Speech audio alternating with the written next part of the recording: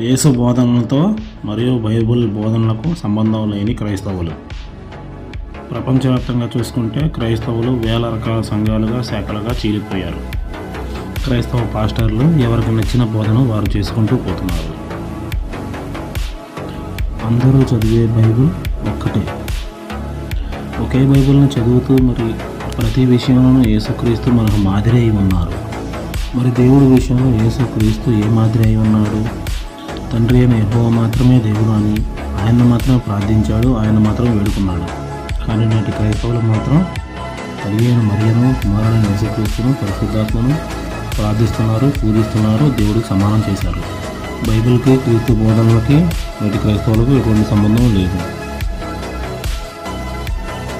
ఇరుకు మార్గం ప్రవేశించాలి.